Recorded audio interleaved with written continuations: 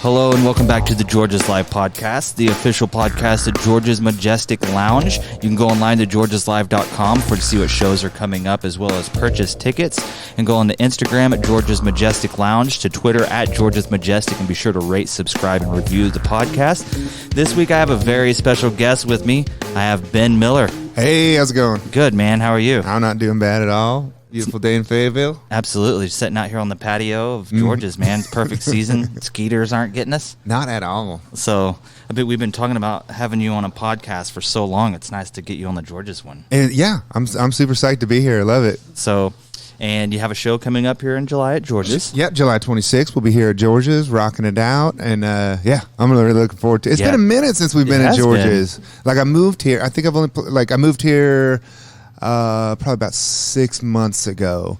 And I think I've only done one show since I've moved here. Mm-hmm. So I'm like, yeah, I need to be playing here all the time. You start to, how long do you think you'll be here before you feel like it's like truly a hometown show? Shoot, man. I kind of feel like it seemed like we had several hometowns starting out. You know, it was like Joplin, Springfield, Fayetteville was really like the triangle of where we would play. We used to play up at, I think it was Bubba's Barbecue at the time. It's I met you in the parking lot in 2005 or 6. Wow. When my old band, Thanks for Nothing, was playing at Riley's up top, and you guys were loading out of the downtown, the bottom. Man, you were close. Bentley. It was Bentley's. Big Daddy's. Big Daddy's and Bentley's. And now it's Wasabi. Yes, now in the sushi place. So you and I think Doug were out in the parking lot, and we were loading out, and we're like, did you guys play down there? And I remember you guys being like, yeah, we played down here, and you played there often, I feel like. We did a weekly thing there. I think it was every Wednesday, and it was out on that little patio area, and it was great. I mean, they'd have us play all night. Like, we played like 4 hours. So, and we didn't have that much material, so we were just stretching. We were just making songs out. We were just like pushing, drinking heavily, as you know, trying to make a buck. Party. But the good thing about it was like people would be walking down Dixon and see like, oh hell, there's a washboard out there. You can't beat outside venue, downtown entertainment district where everybody can hear it. It's great. Like for a band that was not known in the area, doing a weekly thing there was perfect. I think for us. I remember we did that, and then we ran into you again at the Quapaw Casino Battle of the Bands. Dang, you remember that? Yes, I do. Toto Jojo was there too. Yeah. Toto. Holy moly! Yeah. And then a band called Livewire that was like on tour opening for like Travis Tritt and stuff like that. I know the guys from Livewire too. Yeah. And I think we got second, y'all got third. Because we sold out and did covers band songs. Are you sure you got? I thought we got second. You got second, we got third. It was one of those, yeah. Because we sold out and did cover band stuff, and we were like, it's like a battle of the bands, and everybody was writing like original music and stuff. And so there was this great band from Tulsa that I thought should have won the whole thing, but they were doing like something completely different. But it was interesting, dude. For a battle of the bands, of course, like the prize was money. Yeah, that's the only time that I feel like art should be judged, is if you're going to get like money to pay for more art, right? But it was interesting. It was like 44 bands, and I remember you had to go do like 1 or 2 shows to get past stages. Yeah. And I don't even know if that casino is even there anymore. Quapaw Casino's not there anymore? I don't know. I was looking on the other day, unless it got snatched up by something else. Shoot, I don't know. But it was kind of like weird. A janky casino. No, it was weird, dude. I remember they had like the tacos we would get for the appetizers. Yeah, they're like mini tacos. Hell yeah. But they had a great breakfast there, like one of the best breakfasts in ever. Like, it's just like, you know, in Miami. In Miami at the Quapaw Casino, it's just like 2 eggs, hash browns, toast, but like I think they kept it like under $5, and it's just like, man, we played at the Quapaw Casino all the time. Yeah. Like, who used to book there? I forget the guy's name now. He moved up to Wisconsin. It's like a Todd or a Scott or something. No. Todd or a Scott? It feels like. It's always a Todd or a Scott. Yeah, dude. I know too many Todds and Scotts. Right, I'm cutting out like half of my Todds and a quarter of my Scotts. So you, yeah, you got band members. You got a Scott in your band. I got Scott in my band. So you moved here to Northwest Arkansas recently. From where? From Joplin via Oklahoma. So I made a pit stop in Oklahoma, but it wasn't. It was never going to be like a permanent or semi-permanent thing. Have you played a lot in Oklahoma? Over the years, I have. Yeah. Yeah. It's kind of a weird state to find venues to play in. It's kind of tough to do sometimes. It's a little, it's a little insular in some spots. It's kind of like Texas in a way. Like they've got their own thing, the red dirt thing. Mm-hmm. And I mean, Tahlequah pushed out, some great stuff. But yeah, there is like little pockets. Yeah. Stillwater's great. Yeah. Dude. Stillwater, a ton of Oklahoma great City. bands from Stillwater. Yeah. Heck yeah. Flaming Lips, right? They're from Oklahoma City. City. Yeah, I think Stillwater has like all the red dirt bands, like some of them that are from there. Like, sorry, bud. Like, is it Cross Canadians from there? Oh, really? I didn't know feel that. like they're from there. And Cross Canadian they really blew up from playing Powerhouse Party on the Patio around here. That was like a big thing there that really... I didn't know that at all. And then they started playing over here at George's and selling it out. There's a Cross Canadian ragweed guitar in there on the wall right now. I didn't know that at all. So Fable has like a lot of... I was talking about this with somebody the other day with Ben, and man, it's just like there's so much history in Arkansas that once you start digging in and finding out really like where the roots of it, like to me, I think of Levon Helm, that's the sound of Arkansas when he sings. Yeah, he really does. Like Tennessee Jed and stuff like that. To me, that's like just so rootsy, and him being like an Arkansas native, obviously, but like that sound of the South. It does have its own thing for sure, and I agree. I mean, Levon Helm sort of epitomizes that, embodies that in his voice. It's just that like push. It's yeah. I was trying to tell my wife about it the other day. I was like, Levon Helm is the sound, and I was trying to explain the band to her. I was like, it's like a southern rock band, but the guys are from Canada, and blah, blah, blah. Here's our ties to here. Yeah. So it sounds like I'm lying when I tell the story. But I was, kind of exposing her, and she was interested in it. It's crazy how much cool stuff. Have you spent a lot of time? You've toured all over, but how much time have you spent kind of in the Delta? A bunch. I mean, we've done many tours down through Mississippi, Louisiana. We've got like a semi-regular festival we play down in La Rose, Louisiana. It's just like on a gator farm. Dude, that's my favorite part of the country. Down in Louisiana? Heck yeah, dude. I mean, I think culture. New Orleans is like an anomaly as a city for the United States. It's got this just such a unique culture and flavor that has managed to hang on to and not get blanded out by... Are you a food fan? I am a food... I mean, I eat it almost every day. Dude, that's the best place. Every time I get down there, it's like just feed up. Hell yeah. Like, it's a lot of fried stuff, but like, dude, you can't beat like boudin balls and stuff like that all day. Yeah, it is. It's amazing. I love Cajun food. I love Cajun culture too. I love Cajun music. Just, yeah. I love the way they talk. I like their idioms. So you have traveled overseas? Yes, all over the place. Yeah, we've done as a band. We've probably gone over there, I think 6-7 times. We're gonna skip this summer, but we're heading over there, sort of end of winter, 2020. Gonna revisit. Yeah, but almost every year we go once or twice. You have any places that you've went to that the second you were there, you latched onto, and then you can't wait to go back type scenarios, or anywhere that kind of stands out? Because I know you've been so many places, but kind of overseas, cultures are different. Yeah. And stuff like that. Is there anywhere the Netherlands is an amazing, like, all over. Like, it's really... I don't know. Like, I get asked sometimes, like, what places do you like the best and what places suck? And I'm like, it's really just hit and miss, because you can meet cool people. It's all about people. Yeah, if you meet cool people in a crappy place, and you're kind of just traveling, showing up, and playing, and hitting the road anyway. Yeah, mostly. Yeah. What about you did the tour with the ZZ Top fellas? Yeah. We done Europe with ZZ Top two times with the original lineup and once with the second lineup. So over there 3 times with ZZ Top, which gave us a huge leg up on everybody, because we developed a fan base that sticks with us to this day from playing those opening gigs. So I kind of want to switch gears and just talk about your music. All right, let's do it.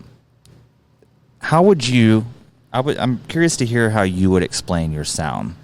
Well, it's tough, because people want something like really quick that they can latch onto, as far as like what kind of music it is. And I understand that. Like coming not so out much to as something digestible, but something like, how do you see it? Like, whenever how do you see it from the outside looking in? Not so much as something when you're writing it, you're trying to do it, but you know how much you kind of know all the colors you're painting with. Yeah. You know what I mean? Yeah. So what influences you to do the music you do, and how, and what do you feel like?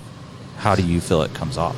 You know what I mean? Like, if I'm hearing what you're asking, it like what are the sort of the ingredients for the recipe? Yeah, generally, you can, like, you go to a Mexican restaurant and it's going to be a tortilla and meat and what are the meat? What is the ingredients that makes what Ben thinks is a great song?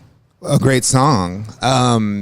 Boy, I don't even think it's. I mean, like a great song is like a great dish of food. It doesn't matter what ingredients are in it. It's food is good if it tastes good. And music, I think that a song is great if it makes you feel something. So I think that in a way, it doesn't really matter what ingredients you use. You can make a great song in anything.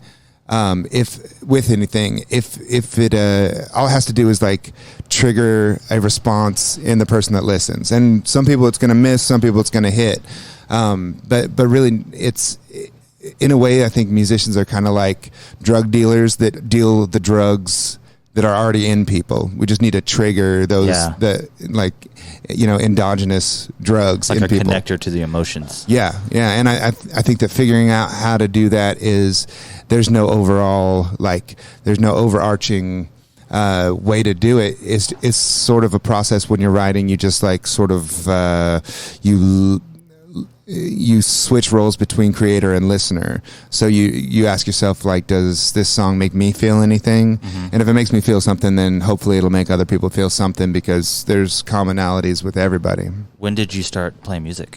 I mean, I played flute when I was in band, as we all do. Yeah, but it's usually the go-to instrument. It's like the piano. You play the flute, you play anything. Yeah, right. Yeah, absolutely. Well, I mean, it was so, like, I don't know. Music in school to me just was like as boring as math. It was just like reading these things, and I just didn't understand what they were really talking about. I didn't see how it connected with anything that I was interested in, which was like song. I really like songs, more than me. I don't really care much about the music part. I think the music part is more of like a delivery system for the song, if that makes sense. It's like if the music is the syringe and the song is the medicine. It's like just a way to get it into people. Yeah, and it's a tricky thing. I feel like high school band, like jazz band in high school, they're not playing like snarky puppy stuff. You're doing like traditional jazz. And for me, the way that it comes down to how you learn. Like, for instance, in high school, I didn't do that well. Didn't want to do well. I just want to play music and hang out with my friends. Yeah. And I still did fine. Yeah. I just wasn't studying all the time. Do you feel that the way that music is taught to the youth, that there might be a little roadblock there with the traditional ways of teaching music? Because we're both, I could stand next to a drummer that is classically trained in that world that's never played a live show, and we're both talking about the same music but from a different angle. Yeah. So I think for me it was terrible. Like it was like just sitting down and reading something is sitting not down and reading music something. for some And, there was just no blood in it. It was just like math. It was like this might as well be math, And then there's also having to buy really expensive stuff is like always dumb to me. It's like, why? That's kind of actually gotta buy like $1,000 trumpet to start. Yeah, it's like, guys, man, I don't know. Like, and it's an expensive instrument anyway. It's a really expensive. It's a bunch of expensive stuff, and in a way, that's kind of like the how we play junk in my band, like just washboards, wash tubs, spoons, just like whatever. In a way, that's really satisfying to me, and any opportunity I can use to like demystify the musical process I want to do, because I want to get to like the important stuff. The important stuff is not like having the great, like the best gear or anything. Like you said, it's not the ingredients; it's the product. It's like what you get. Right. And so any opportunity I can take to like show young people that you don't need, like, you can just make up raps in your head, and that's probably more connected to you than learning scales. Or I mean, scales are a good, you have useful. to pick up an instrument. Yeah, you're going straight from the source to the thing. So you started with flute. What'd you start playing after that? So in my school we had to choose between like art or music, and I was like, well, art. They kind of give me more free reign, so I did art. And so I stopped playing flute or anything. And then I was like 16, and I thought kids were cool who had guitars, and I was like, man, that's actually really that's cool to have a guitar. And so I got my dad to get me like a pawn shop guitar, like just some like flamenco looking, nylon string guitar. And so I'd play on that, but I didn't really take anything seriously at all. And I mean, seriously is a relative term, but like I think when I was 18, I really got into listening to like Robert Johnson and a lot of the Delta blues stuff, and that was like it blew my mind. And so I listened to them nonstop, memorized all those songs, and didn't know how to play them, and then just slowly started to try to emulate what they were doing with a like slide guitar. And then I figured out that they were using open tunings somehow. Someone told me, they were like, well, that's how they do that, is with open tuning. And then I switched to open tuning, and yeah, I mean, it was just sort of an evolutionary process of like little bit by little bit picking up. Did you start learning these songs and then start writing, or were you kind of experimenting with writing as you were picking up? Well, when I was a little kid, I'd like compulsively write poetry. I would just like write, like I have a like kind of a mild song autism where I can remember a lot of songs really quickly. And so like hip hop was like the first thing that I really like got into, and I would just like memorize Fresh Prince albums and stuff like that. Yeah. And it was fun because then I came from a really rural place, and we didn't have like radio, or like radio didn't make it into the valley we were in at all. And so just walking around, like rolling through rap lyrics, it was really fun for me. And so like sometimes I'd forget the part of a song, and I'd be like, okay, I don't remember how that goes. So I just like implant my own lyrics into the same cadence and the same structure that they had. And I guess that was like some of the first songwriting I did was hip hop. Like I forgot the lyrics. Oh crap! I should put something in there, and so I'd insert something from my life. Yeah. Nice. Yeah, like a cover band. You forget the words, and you just start say things. Yeah, until you just ad lib the whole song, and then you wrote one. Yeah. So actually, man, I think that's a legitimate process of songwriting. I think Led Zeppelin did that. Like you would hear, so I've heard some old live recordings of theirs, and they did these some covers. If I remember right, I could be talking crap here, but like if I remember right, they would do covers of songs that eventually became originals. They would adapt them in a way. Yeah, I've went both ways with it. I've been straight up in cover bands where you wrote songs that ended up. Every song you wrote was like, oh, we were learning a Weezer song at the time, and then another one, oh, we were learning a Led Zeppelin song at the time. We were doing this, but I think I think writing is a muscle. Like whenever I'm fortunate enough to have so many good songwriter friends, but I know that they're pumping out their best material whenever they're working that muscle a lot. Where they're, I'm going off to a cabin for a weekend to write. They're coming back with something. There's no way you're sitting in there, maybe not polished, but you're gonna have some ideas. Yeah. And people that can stay in that vein, I think, of just being creative. It's not even writing, just being creative. It comes with your practice on your instrument, but I feel like people staying and just working. It's like if you treat it like a job. Yeah. And not like a job you don't want to have, but something you got to work at to get better. And I've seen so many people that's like, I'm going to try and sit down and write a song. And I'm like, well, when was the last time you wrote a song? And they'll be like, it's been a couple years. And I'm like, you're going to pump something out right now in front of me? Yeah. So it's but you got to start somewhere, and breaking that like streak of not writing is such a hard thing to do, because you want to do a great song, and that's the sure way to write a shit song. It's just like the thought of, I hope I write a good song versus actually sitting down and trying it. I mean, Because some people would just be like, what if I don't come up with anything good? Is it worth the time? Right. I've heard some people say that, and it's Right. just like... And you're also I feel editing ya. yourself. You're closing off so many doors and pathways that you can go down because you're like, oh, well, that's obviously not going to be good. That's obviously, you know. And I think, yeah, for me, the surest way to screw up my my songwriting is to like think of the product. It's actually what's best for me is to just go in there and be like, I'm okay with bad songs, you know. Yeah. my hit to miss ratio is probably under 50% as far as like getting a completed song from a start, and in a way, like a great start's a burden because you're like, oh, this is going to be the greatest song in the American music canon, and then you're like, then you just start like not writing anything because it's like, well, that's not going to be good enough. That's not on the level of like the people I look up to. Do you ever find anything that's kind of new that breathes a new life when you play it with other people? Yes. Yeah. I mean, yes and no. I mean, it depends on the person, and it depends on the time. And I find it's really good to go back and forth between writing by yourself and writing with other people, especially on the same song, because like there's a social aspect to it where sometimes it's good to have someone there that you're trying to impress and trying to make laugh even, you know, like you're going to write a funny lyric and be like, that's funny, right? And like, that's good. But then also there's an embarrassment factor of like, you don't want to write dumb stuff. And so you'll close off pathways that might not be the pathway you go down might not be the thing you thought it was at first, but it might lead you to something.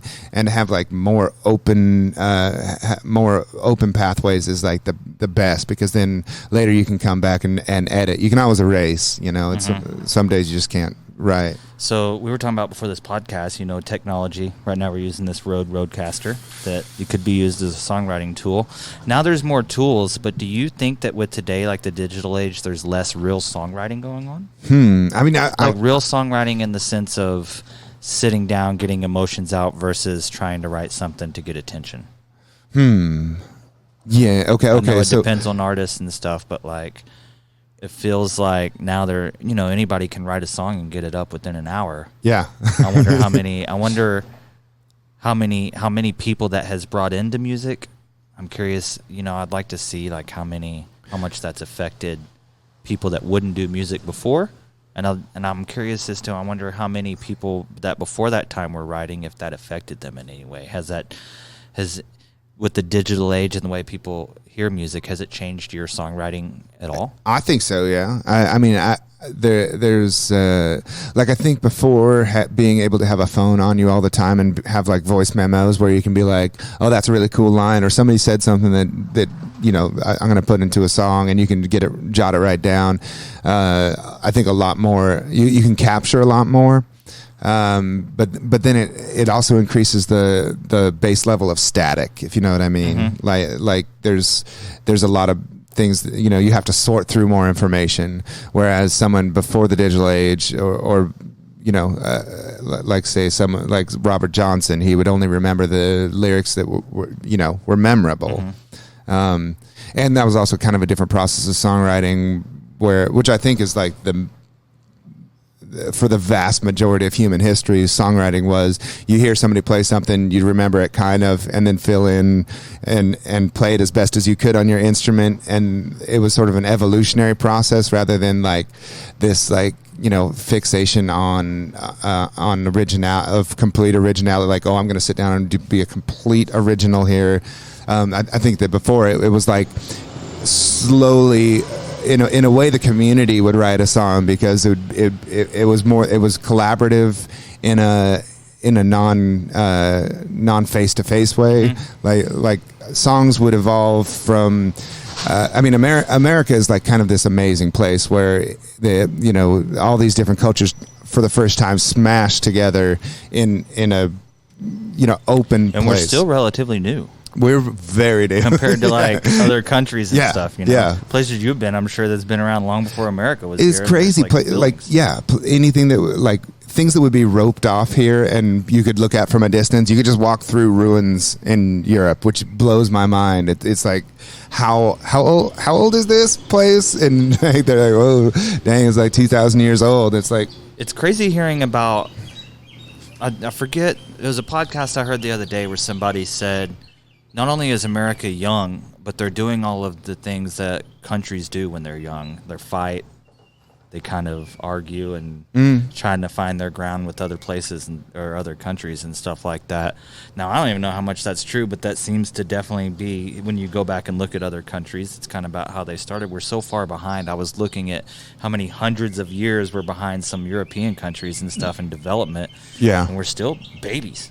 Yeah, it's still a very new thing. And it's a wacky time to be in the digital age where so much communication is possible. Yeah. It's such a weird time because that wasn't the case back in the day. How do you see that relating to, like, the digital age, like, sort of America's coming of age, right? Like, we're about a teenager. Mm-hmm. Yeah. You know what I mean? Like, we're not babies still. Like, we've kind of got our personalities developed to a point, but we're kind of trained to be creatures of habit in the way that we are, it feels like.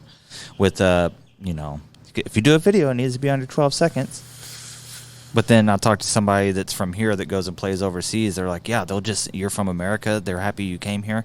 And they'll sit down and listen to you play music all night. It feels like I get, I'm not well-traveled overseas, but I am in the country. And you see it even in places where you go down, like, I spent a week in Lafayette. And I didn't see a lot of people pulling out their phones or anything. But I did see a lot of people having picnics and barbecues and stuff together and actually communicating with one another. And I think, as we get trained to be hooked up to a device all day for information and for communication, I think it affects any type of art, positive or negative, but it does. Yeah. I don't get bored. I remember being a kid and getting bored, just like straight up bored, couldn't think of anything to do. And now it's like boredom is kind of taken out of the equation because I could look at Reddit for, I'd be like, oh, I haven't checked. You don't have any kids, do you? No. Oh, dude, it's a trip. Got a 12-year-old that's like, on one hand, you limit like a device, but then it's like they're going to get it. And it's also like, you don't want them not playing games on their phone, but he'll bust out like Google Drive and go through there and go through a Google Drive and do all kinds of stuff. Yeah. Build spreadsheets. What kind of spreadsheets does a 12-year-old need? Dude, they'll have like chicks. It's the new black book. But there would be like a student-led parent-teacher conference. Well, he'll go through there and show you his whole curriculum through like a Google Drive. They're sending emails to their parents at school and stuff. Dude, it's a trip. Yeah. And it's a crazy time to be raised as a child because I feel like your knowledge of daily tasks and stuff are just different. It's different, and it might be better, man. And I don't think we can fight. Like, there's no point in fighting it. Like, and for us, I remember going to like the high school football game and not having a phone. Yeah. And if you did, is to call your mom and come get you, and right. You would play like Snake on it. You're not doing anything else.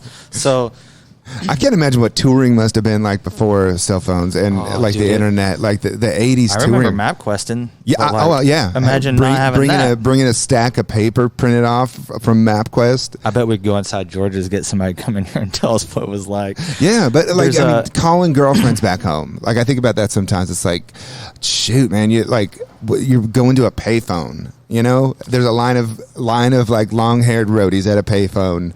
Imagine a cowboy delivering a letter back in the day. Oh, you see you in 4 days. Yeah, I mean that's a whole different world. Yeah, like hope you made it through like the. Yeah, you don't know if you don't see somebody, you just don't know. There was a movie I was watching where it was like pre-cell phones, and it was somebody was just like, "Oh, just meet me over there at this time," and the person didn't show up, and I was like, "Oh, right, I remember when people just didn't show up to something." You're like, hope they ain't dead, or like you'd be like, "See you Tuesday," and it's like the Thursday before, and that's it. You're gonna see them Tuesday, or you won't. Yeah, and if you want to talk to them again, you either have to in the flesh see them, or you're at home and they're at home at the same time. It's so wacky, dude. I couldn't imagine being 100% in the digital age where you're like, this person didn't text me back. Yeah. I remember back in the day, it's like, why would you text this person back? Like, that's extra work.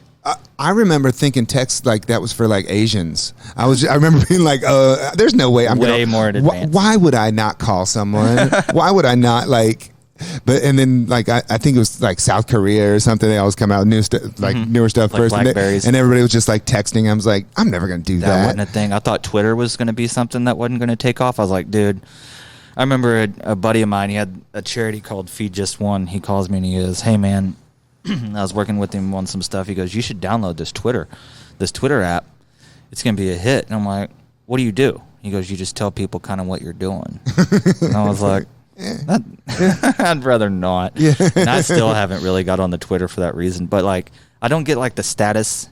Maybe it's like an age thing, but the status of, like, keeping people updated on stuff. Sometimes I'm like, why would I tell somebody that I saw finally got the tomatoes I've been waiting for at the grocery store? Like, right. But some people just do that. Yeah. Kind of keep them updated all day. But, like, I just Well, it's like this online persona thing. It's like the digital version of you, which isn't really what's going on. It's edited. You know, I do my best to stay out of that. Yeah. And, like, if I put something up personally, it's got to be rather, you know, I work in the music game, so it's promoting music. I don't say anything negative online. Yeah. Like, even if you're not a business or even if you're not a person that is using you to be promoted for a business or for your own job or something, I don't think people realize how many people actually look at that. Whenever you go, like, for a job interview, yeah, and they'll go look. I don't. They'll look up your stuff. I haven't had a job interview. Yeah, so but you get out of it to where you're like, I just want to talk about my music online. You can get away with that, or talk about whatever you want, and there's no repercussions. But I think a lot of people don't realize how much they're being seen. Yeah, and it's borderline creepy.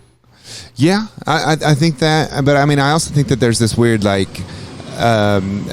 story building of their life. Like I think we, in a way, we all see our lives as like in a way a story, like a narrative arc, a timeline. Like we're here. Well, I mean, it's not just a timeline, because timeline is like actual just facts in a row. Oh, a storyline. But it's like more of like a narrative arc. It's like, I'm here at this point in my life, and we look back on our life and we tell the story of how we got there, you know? Yeah. And to sort of place us in the context of something that makes sense, because I don't think like the data just doesn't, the data is almost chaos in my mind. It's just like there's so much happening. Like right now it's a certain temperature, our hearts are beating at a certain rate, you know, it's a certain time of day, but all that doesn't really make sense. But me telling the story of like, I got up I didn't get much sleep last night because we were watching a movie and it went too late, and then I got up. I didn't want to get up very much, and then I drove here, and now we're doing a podcast to promote a show. Like that's a little bit of a story that explains why we're here, rather than just the raw data of things, you know. But telling that story, I've edited out a huge amount of like information, which isn't like which isn't relative to that plot line. Mm-hmm. Yeah. I delete half the stuff I will post in a status. I'll like delete half of it, and I ain't saying nothing. And it's not like an opinion on anything. It's like, all right, for instance, if I go play a show and I'm playing in front of like 1,000 people, I've always had this thing where I can stop and go, make a mental checkpoint. This is a cool moment in your life. Uh-huh. It's cool to get to still play drums for me and work at the jobs that I do. It's cool, like a mental checkpoint, and I remember that. Mm-hmm. But I don't go make like I'll take a picture, be like, here's a cool picture from the show from my point of view. Right. But like I'm real bad about being, you know, it sounds cheesy, but I always want to like take a picture, but also pay my respects as to what got me there. I always think about the people I'm playing with and how cool it is that I've known these guys for this long. These are like your buddies. Yeah. And then you get to do this thing where you reverberate off of a instrument together with somebody else and make something cool regardless of what you're playing.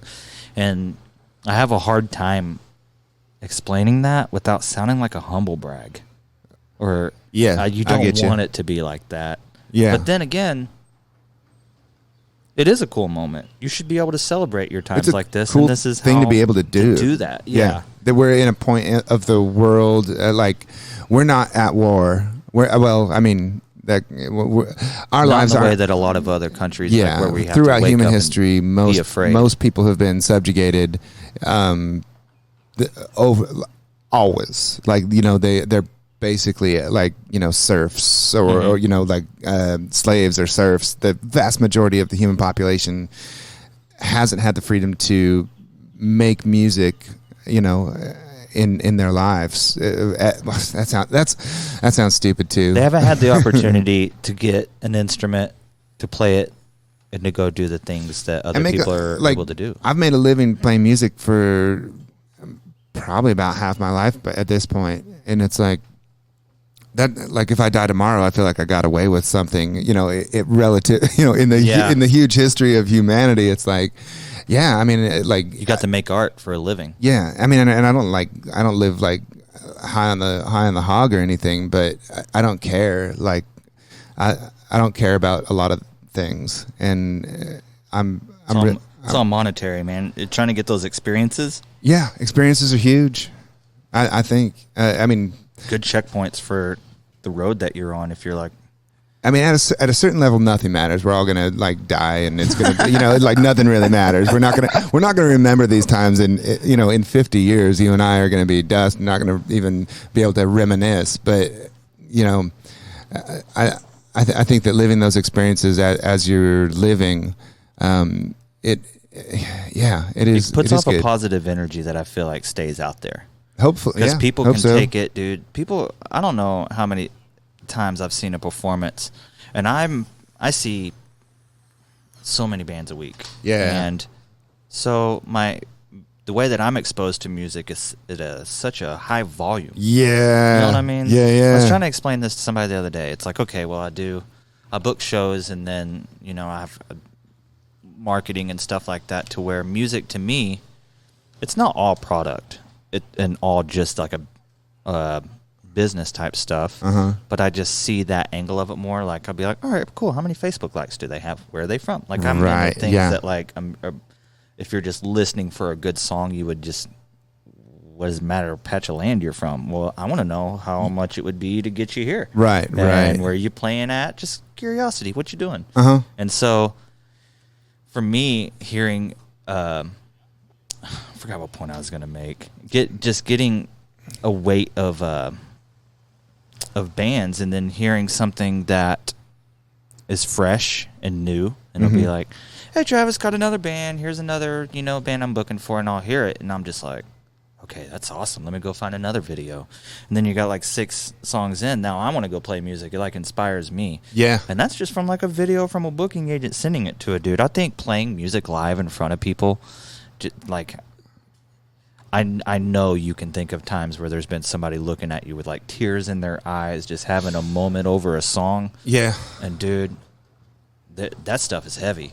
And you know that they're having something going on in their heart and something inside their mind that you're pulling out of them. And dude, it gives me goosebumps just thinking about it. That's what I talk about. Like when I'm talking about, like, we're drug dealers that use people's own drugs. We just trigger their drugs, you know, and they're powerful drugs, man. Like it's like, cause I know, cause I'm a song addict. Like I'll go through phases like I need to be obsessed with some band or some song or some, you know, and like those kind of the drugs that it triggers in me is just these, like, I don't know. It's the best. It's a weird feeling when you create something special, special to you, and it's nearly impossible to explain to other people that's never done it, because you can't pinpoint that feeling. Yeah, it's happiness, but it's also like an adrenaline rush. But it's not the kind that makes you go run.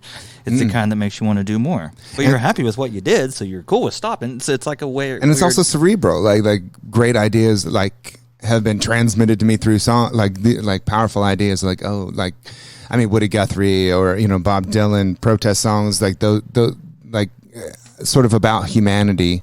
Those ideas, like, it's cerebral, but it's also like physical. It's weird. It's crazy weird that we put words to melody and have a backing track for it, and like that's just a normal thing that humans do. Yeah, dude. What song was it? I heard that bizarre. I Did It My Way.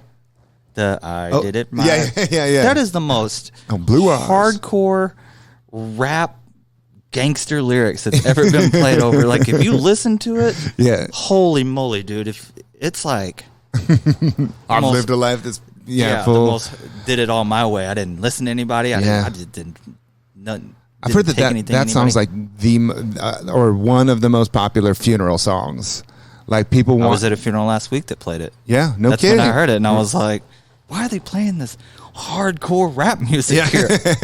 Well, I mean, like an NWA track, but saying I think that it's like a sort of this thing, like people want to, man, maybe songs that's what they are. It's like we're trying to find these role models for who people are, and songs somehow sometimes have this ability to like really dive to the center of like the character of someone, and it's crazy how you pick it out when you hear it.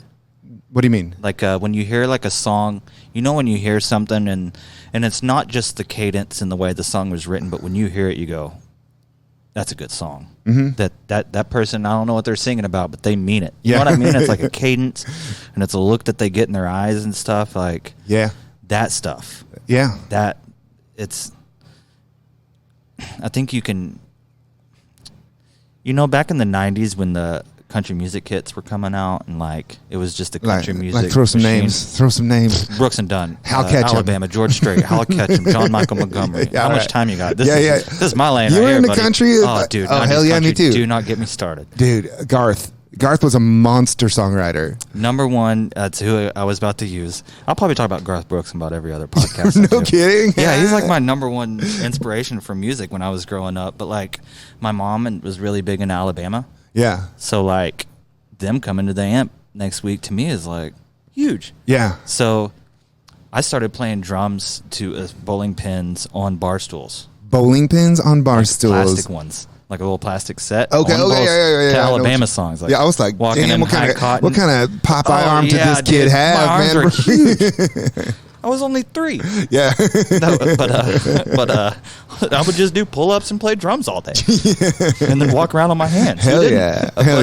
Damn. It was all that 90s stuff, like Brand New Man, that Brooks and Dunn album, like anything like that. I could go through the songs that weren't hits and sing every song because that's what my parents ran to. So yeah. But then say like, I don't know, Garth Brooks, for some reason, a lot of people are gonna be like, no way, not Garth Brooks, but he would put out a song where you're like, that's a real song. They're like, great. They're really good songs. I mean, I was a stupid little kid. Like To Make You Feel My Love and stuff like that. Yeah. When you're a kid and you hear that, you're like, that's like a real song. What was that one, like The Vessel or something? Yeah, The Dream is Like a Vessel, ever changing as it goes. I remember being a little... The River? The River. Was that the thing? Mm-hmm. Okay, yeah. And then there was The Dance. Yeah. Yeah, I remember getting like shivers and goosebumps as a kid. I was a stupid little kid. I listened to Fresh Prince and stuff like that too. It was like when you in the summertime when you're like home from school, and you'd watch like CMT and like and then like Travis Tritt came out with that Anymore song. So you had the one with the pregnant wife that fell and hit her head and like died on the video. Yeah. I think that was the first time I'd seen anything real traumatic on TV. There was I'm Tired of Pretending I Don't Love You Anymore, and then there was another song, and I think it was a 2-video thing. Yeah. But if you go back, it's classic sad 90s stuff. Travis Tritt was like in a wheelchair sitting on the dock, and he had a caretaker that took care of him. Dude, I was into this. I haven't seen this like 20 years. I could tell you every single thing that happened. Yeah. So she like fell off and hit her head, and he had to like go over there. Dude, it's like the sad. I remember watching that and just crying as a little kid. And just be like, it affected me so much too. All that like Randy Travis like songs. Like I was like, damn, that's for real. I don't know if that's how like metal kids that grow up like in the metal feel. Oh hell, we're about to get a train. All right, man. Let's wrap this up. Where can you go find out about Ben Miller stuff online? Facebook is a big one. We got Twitter, Instagram, benmillerband.com, where you can't hardly throw a rock on the internet without hitting this band. So you guys check it out. July 26th. We're going to take you out with the outro of the train coming by. Hell yeah. Thank you, Ben, for coming on. Definitely going to have you on next time. And thank you guys for listening to the George's Live podcast. Whoop, whoop.